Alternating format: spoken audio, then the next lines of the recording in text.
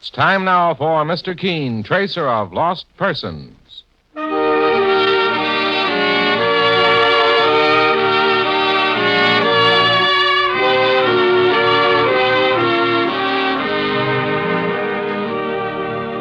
Ladies and gentlemen, Anison and Colinos present Mr. Keen, tracer of lost persons. One of the most famous characters of American fiction in one of radio's most thrilling dramas. Tonight and every Thursday at the same time, the famous old investigator takes from his file and brings to us one of his most celebrated missing persons cases. Tonight's case is entitled The Case of Murder and the Jewel Thief.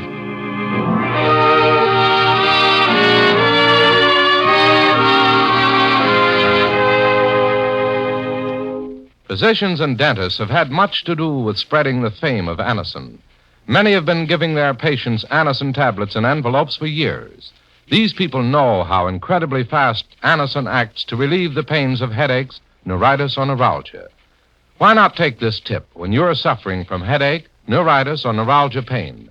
Take Anison, the modern way to relieve pain. Anison acts promptly. Anison is like a doctor's prescription. That is, it contains not just one, but a combination of medically proven, active ingredients in easy-to-take tablet form. Next time you suffer pain from a headache, neuritis, or neuralgia, don't wait for relief. Try Anison. You'll be delighted with its incredibly fast, effective action. For most effective relief, use only as directed. Ask for Anison, spelled A-N-A-C-I-N, at your drug counter today.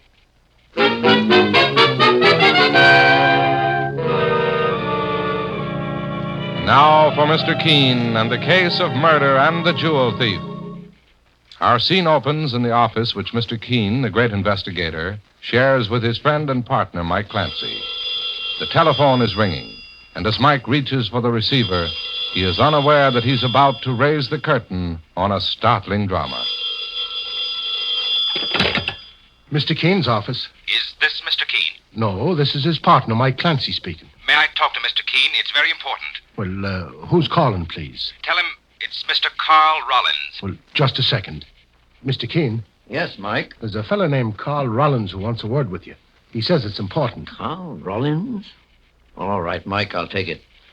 Hello? Mr. Keen, Yes? this is Carl Rollins. I've got to see you right away. In regard to what, Mr. Rollins? Well, I can't talk about it now over the phone, but if it means anything to you, I'm also known as Kansas Carl. Kansas Carl? Saints preserve us, Mr. Keen.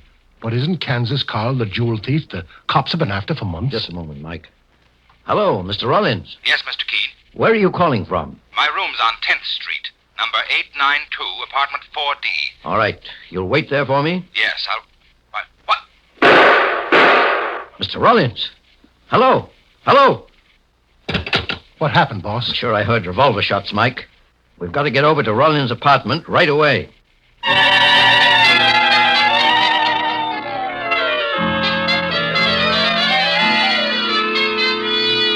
Well, this must be the flat, Mr. Keen. There's the name over the doorbell.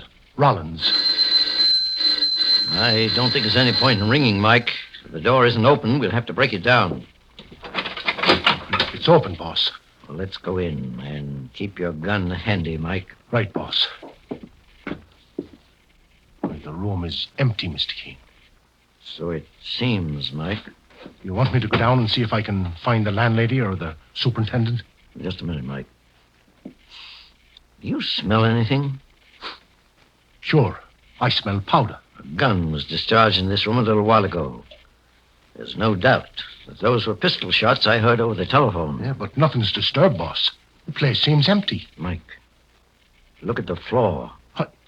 There's blood running along the crack in the wood there. It's coming from under that couch. Quickly, Mike. Pull the couch away from the wall. Yes. Oh, saints preserve us. There he is. It must be Carl Rollins. 2 bullets in his head. He's dead, Mike. I'll see if I can find an identification on him. He's got a wallet in his pocket, Mr. Keen, and a little notebook with some addresses in it. Well, let me have the wallet, Mike. It identifies him as Carl Rollins, the man who phoned our office. He was shot down before he could say why he got in touch with me. Well, it beats me, Mr. Keen. This fellow was wanted in half the states in the country for jewel robberies. Yes, Kansas Carl was known as the society jewel thief. Well educated, with impeccable manners, he'd impress rich people and then rob them. But why should he get in touch with you, Mr. Keen? Sure, and he'd have known you'd turn him into the police at the drop of a hat. Exactly. Maybe that's just why. There's someone at the door, boss. Before you answered, Mike, pull that couch back and hide the body once more. I'll put a chair over the bloodstain on the floor. Okay, sir. There. All right, Mike. Now you can open the door. Oh, I beg your pardon. I must have the wrong apartment. Just a moment, madam. Whom did you want to see? Oh, Mr. Rollins. You have the right place. Please come in. Let me introduce myself. My name is Keen, and this is my partner, Mr. Clancy.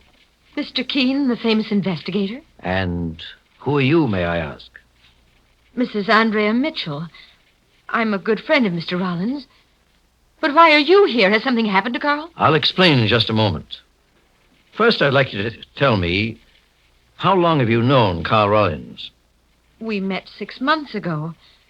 As a matter of fact, we're engaged to be married. I'm a widow, Mr. Keen. And what business was Mr. Rollins in, Mrs. Mitchell? He's a jewel importer.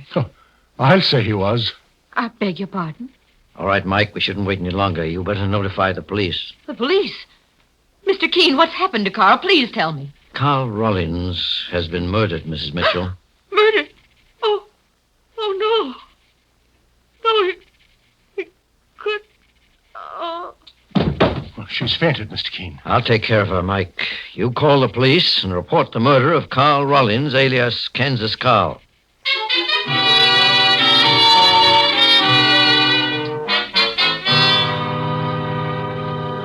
Are you feeling stronger, Mrs. Mitchell? Mr. Keen, you said that Carl... We found his body in his apartment here just a few minutes before you came in. Well, Lieutenant Hale of the homicide squad said he'll be down right away, boss. All right, Mike. Where is Carl's body, Mr. Keen? Perhaps you better not see him, Mrs. Mitchell. Remain where you are in that chair until you feel better. Who killed him? Carl had no enemies. His life was above reproach. Mr. Keen, either the lady never knew what was going on, or she's a pretty good actress. Never knew what?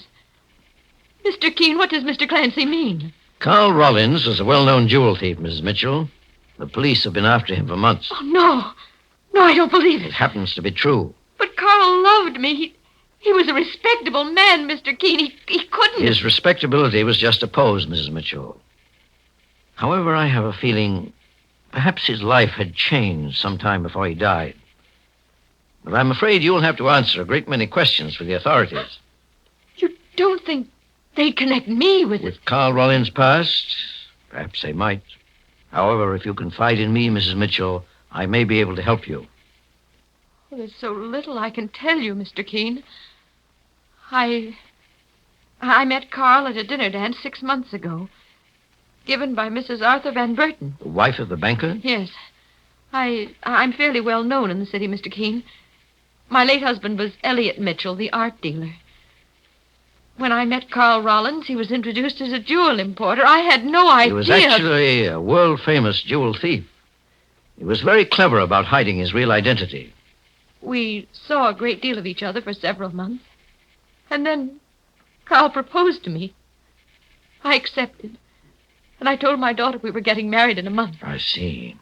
Jean, my daughter is only 17, Mr. Keen. She's at a finishing school in Vermont. I don't know what will happen when all this notoriety comes out. I'm not worried about myself. I'm only thinking of Jean. I understand, Mrs. Mitchell. Mr. Keen, if you could help me, I'd be very grateful. I swear I knew nothing about Carl's past. Well, tell me, Mrs. Mitchell, did your husband leave you a great deal of money when he passed away? Oh, no, he didn't. He left debts. Debts I had to pay off with most of his insurance. Did Carl Rollins know about that? Yes, I told him. And he still wanted to go through with the wedding? Oh, yes, Mr. Keen. To tell you the truth, I had to borrow money from him in order to send my daughter back to school. Kansas Carl giving money away? Sure, that takes the cake, Mr. Keen. Mike, I have a hunch that something happened to Carl Rollins' character recently. I believe he changed from being a ruthless thief to a decent citizen. That may have been the reason he got in touch with me before he was murdered. Mr. Keen, I swear to you that there was nothing but good in Carl when he died. You've got to believe that. Because if you don't, I know you won't believe my story. And I need your help desperately for my daughter Jean's sake as well as my own. There's just one thing more I want to ask you, Mrs. Mitchell.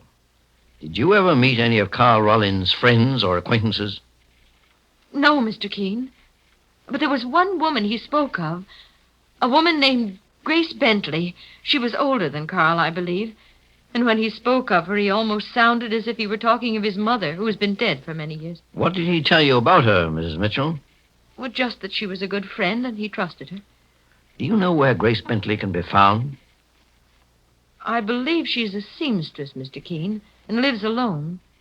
Oh, I think Carl had her address in a small notebook he always carried with him. Well, that must be the book we found in his pocket, boss. Well, let me see it, Mike. Yes, Grace Bentley's name is in this book, along with her address. Well, Mrs. Mitchell, the police will be here any moment now. Oh, what shall I tell them, Mr. Keen? Just what you told me. But if my name is connected with this murder, my daughter Jean will know. Her friends at school will hear of it, and she'll be ostracized. I don't think that'll happen. I'm going to ask the police to keep this case out of the newspapers as long as possible. It may make it easier for us to solve. What about the addresses in that notebook, boss? The police will want to check every one of them, I'm sure, Mike. But we can help them by seeing Grace Bentley ourselves. Perhaps she can shed a little light on one of the most puzzling cases we've had in months.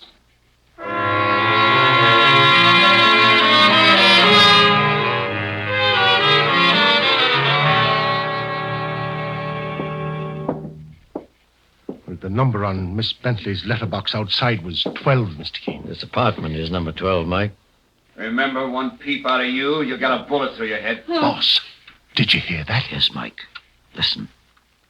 Now just sit there until I'm through. Try the door, Mike. Softly. It's locked, Mr. Keen. Get your gun out. Can you smash the lock with one shot, Mike? I think so, boss. Right after you shoot, I'll push the door in. Someone's being held up at the point of a gun inside that room. We've got to take him by surprise. You ready, Mike? Ready, boss. Mr. Kane, there's a woman tied up in that chair there. In the bedroom. He's in the bedroom. Well, after him, Mike. Are you Grace Bentley, madam? Oh, yes, please. This wire is cutting my wrist. Well, I'll have it off in a moment. Oh, thank heaven you've come. Who are you, sir? My name is Keen, Miss Bentley. Why, the famous investigator. Oh, you don't know how glad I am to see you. And he got away, Mr. Keen. The bedroom window was open, and there's a fire escape leading down to the street. Do you know him, Miss Bentley? Yes. His name is George Darcy. He came to my apartment a few minutes ago with a gun in his hand and tied me to this chair. Do you know why? I think it had something to do with a man I know. Carl Rollins. Miss Bentley, Carl Rollins is dead. Dead? Oh, no. Oh, then it's happened. All his hopes, his attempts to lead a new life came to nothing. I knew Carl very well, Mr. Keen. Did you know that he was really Kansas Carl, a famous jewel thief wanted by the police? Yes. And I might say that I was the cause of his turning over a new leaf and going straight. Suppose you tell me the entire story, Miss Bentley. But before you start, I want to send out a police alarm for this man, George Darcy. Have you any idea where he lives? No, Mr. Keen, I haven't. What does he look like? He's tall and dark, about 30 years of age. He doesn't look like a gunman at all. Telephone that description into the police, Mike. Right, boss. Meanwhile, Miss Bentley can tell me what she knows about Carl Rollins. You know, the more this murder case progresses, the more convinced I am that the final picture may be an amazing one.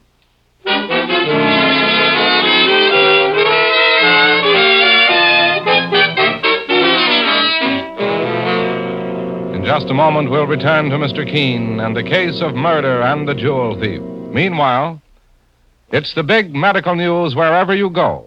It's Krypton, Kriptin, the antihistamine wonder drug that, taken at the start, can kill a cold. Kill it not in days, but in hours. In tests at the United States Naval Hospital, Great Lakes, Illinois, Krypton proved remarkably effective, was preferred by patients over all other formulas tested. For spectacular results, take Krypton at the first sign of a cold. Today at your druggist, get Krypton. Handy pocket size, only 29 cents for 10 tablets. Bottle of 50 tablets, only 98 cents. Less than 2 cents a tablet. Now back to Mr. Keen and the case of murder and the jewel thief. Mr. Keen, the famous investigator, and his partner, Mike Clancy, are investigating the murder of Carl Rollins, alias Kansas Carl, a famous jewel thief who preyed mostly on those in the social register. During the investigation, Mr. Keen and Mike rescued a woman named Grace Bentley, a friend of Carl Rollins, who was being held up by a gunman in her modest apartment. The gunman, George Darcy, escaped. But the story Grace Bentley has to tell appears to Mr. Keen to be very important in regard to solving the murder. And as Mr. Keen listens closely... I first met Carl Rollins about a year ago, Mr. Keen. I was taking in washing then and did sewing on the side. That's the way I've been supporting myself. Did you do some work for Rollins, Miss Bentley? Yes, and he was a charming man. Oh, much younger than I, of course. And I felt more like a mother to him than anything else. You didn't know then that he was actually Kansas Carl, the notorious society jewel thief? No, sir. I found that out a few months later. But after I'd gotten to know him well, I realized that there was something fine and decent in Carl that may have been twisted when he was young. So I decided to try to do something about it. What did you do, Miss Bentley? I reformed him. I gave him something more important to live for than money and jewels. In the last few months, Mr. Keen, Carl Rollins had changed completely. He was a different man, even a religious man. Oh, I was very proud of him. What about George Darcy? What did he have to do with Rollins? Darcy was one of Carl's old cronies. They'd often worked together in jewel robberies. When Darcy came here and held me up, maybe he wanted to get even. You see, I was the one who made Carl break off his partnership in crime with Darcy. I just called the police, Mr. Keen, and gave them a description of Darcy. Tall, dark, and around 30. That was the description you gave my partner, Mike Clancy, wasn't it, Miss Bentley? Yes, Mr. Keen. Tell me, Miss Bentley, do you think George Darcy may have been involved in Carl Rollins' murder? I don't know. Have you ever met Carl's fiancée, Andrea Mitchell? No, but Carl told me about her. I understand that she's a wonderful woman. And I was glad when he said he was going to marry her. I was glad that there'd be someone else who'd keep him on the right path. You must have been very fond of Carl Rollins to worry about him that way. He reminded me of my brother, John. He took up a life of crime and died while trying to resist the police. I thought I'd be doing John's memory a service by helping Carl. I see. Is there anything else you can add that might help us in any way, Miss Bentley? No, Mr. Keen. In spite of his past, Carl had turned out to be a very fine man. When he called you, I think he was giving himself up. That's what I imagined myself. Maybe he thought you'd be able to help him by acting as a go-between with the police. Well, Mike, I guess Miss Bentley has told us everything. I'm going down to police headquarters now to see if I can identify George Darcy in the Rogues Gallery. You want me to go with you, boss? No, Mike. Darcy's still on the loose, and he's dangerous. I was thinking of Andrea Mitchell, Carl Rollins' fiancée. Darcy might try to strike at her in some way. Suppose you go over to her home, Mike, and I'll join you there in an hour or two. Okay, Mr. Keen. George Darcy undoubtedly holds the key to Carl Rollins' murder. When we finally get our hands on him, he'll have a great deal to answer for.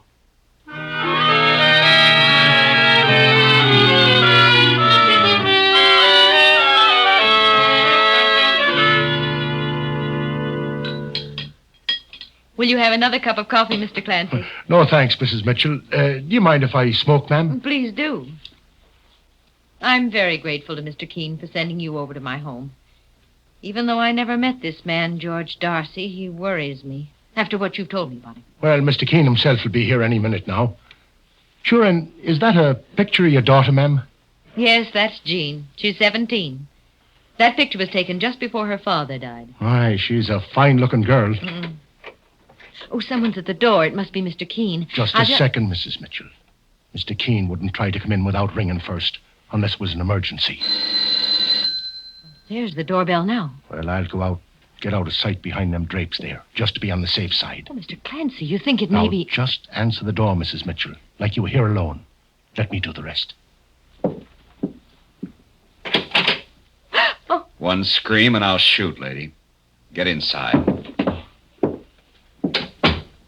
Okay. Where is it? Where's what? The loot. And don't fool with me. I want it all. I don't know what you're talking about. You and Kansas Carl were going to be married. He must have told you what he did with the stuff. Who did he give it to? Where is it? Stand still, mister. Don't raise that gun or I'll pull this trigger. Drop it. Drop your artillery on the floor. Now just put your hands behind your back. I'll slip a nice pair of shiny handcuffs on them. There, I guess that'll hold you for a while, mister.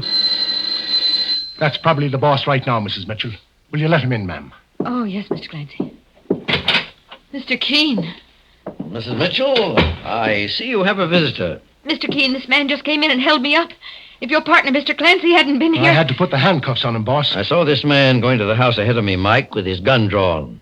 I thought I'd cover him from behind, knowing you were here to protect Mrs. Mitchell. What's your name? Darcy. Sure, and this is George Darcy, the fellow we've been looking for, Mr. Keen. So it appears, Mike. What are you doing here, Darcy? Ask her. Why, I don't know what he means. No? Take a look at that pin she's wearing, Keen. What about it? It was stolen 8 months ago, along with $100,000 worth of jewels. Why, I never knew this pin was stolen. It isn't very valuable. Maybe not, but the rest of that stuff was worth a fortune. And you know where it is. This pin was given to me by Carl Rollins. I never dreamed it was stolen. I'm afraid it could make you an accessory, Mrs. Mitchell. However, by accusing you, George Darcy has opened himself to suspicion of murder. What?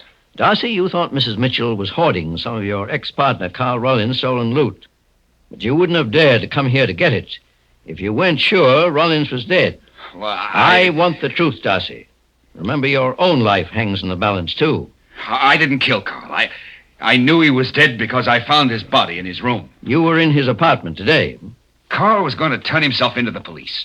He was giving up $500,000 worth of jewelry. A part of that haul was mine, and I wanted to get hold of it. And you came here thinking Mrs. Mitchell knew where those stolen jewels were. She was going to marry Carl, wasn't she? Were you the man who also held up Grace Bentley a few hours ago and tied her to a chair? She told you it was me? Yes, she said you were angry at her because she broke up your criminal partnership with Carl Rollins. I'm not sore at anyone, Keen. It was strictly a business proposition. I wanted my split of those jewels before Carl turned them in to the police. All right, Mike. We'll take this man, Darcy, down to headquarters. You're arresting me for murder? No, Darcy. I'm turning you in for attempted robbery. But I'm fairly certain I'll also turn in Carl Rollins' murderer within an hour.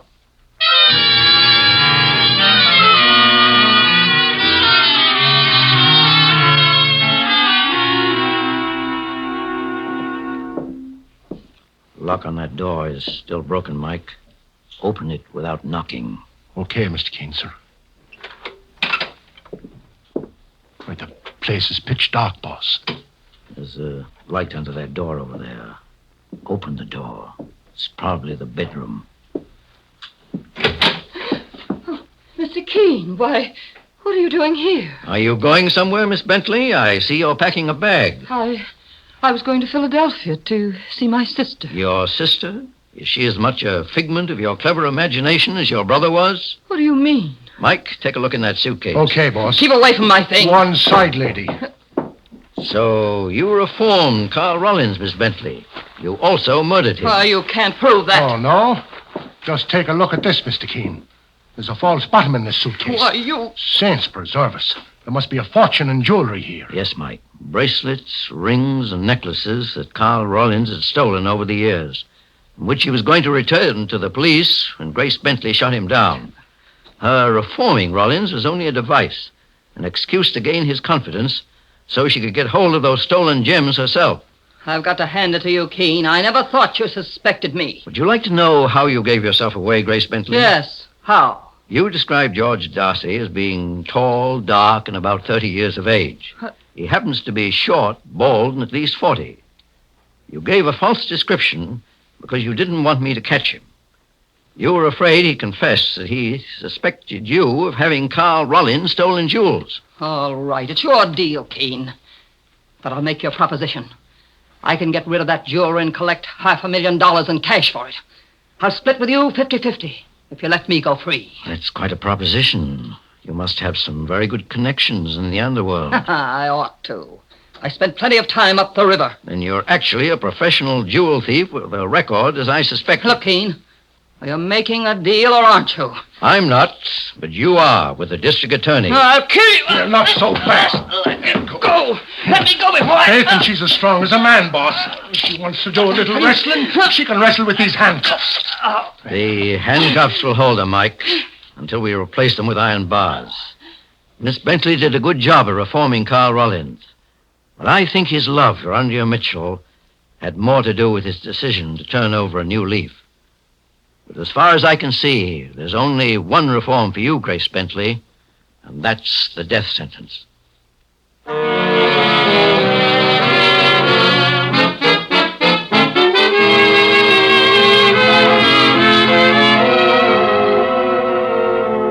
And so Mr. Keen finds the solution to the case of murder and the jewel thief.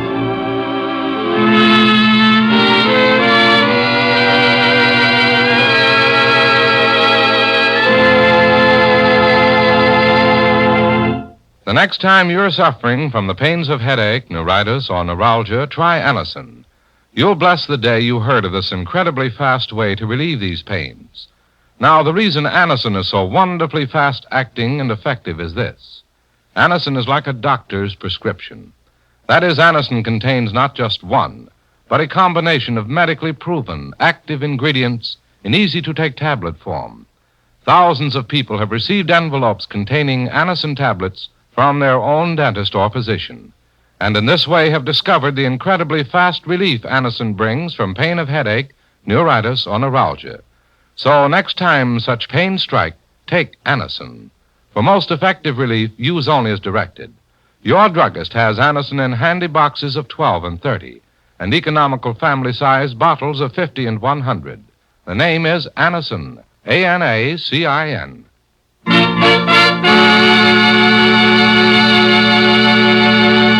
Friends, you all know history proves that our American economic system has brought more material means for happiness for more people than any other in the world, and without loss of basic freedoms.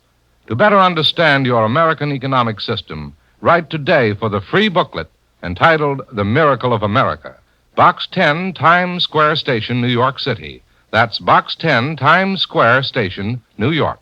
You'll be proud to own The Miracle of America.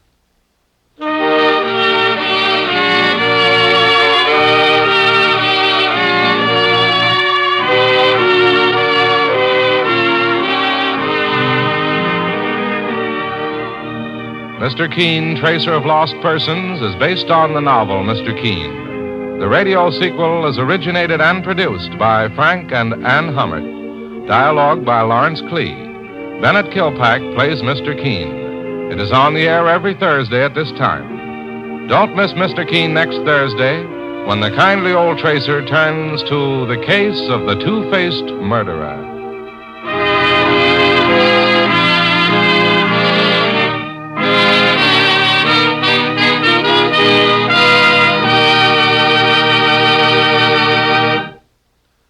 Now you can forget about piercing, shooting pains of neuritis, neuralgia, and muscular rheumatism. The quick, long-lasting action of heat liniment brings welcome relief to the painful areas, makes you feel like yourself again. Heat warms and soothes, yet does not burn. Heat starts to penetrate as soon as it is applied, keeps on working for hours to bring grand relief from pains of neuritis, muscle soreness, neuralgia, and muscular rheumatism. Get heat liniment.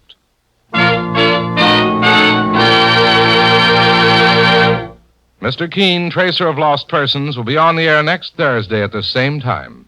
This is Larry Elliott saying goodbye for Mr. Keen and the Whitehall Pharmaceutical Company, makers of Anacin and Colinos, and many other dependable high-quality drug products. This is CBS, the Columbia Broadcasting System.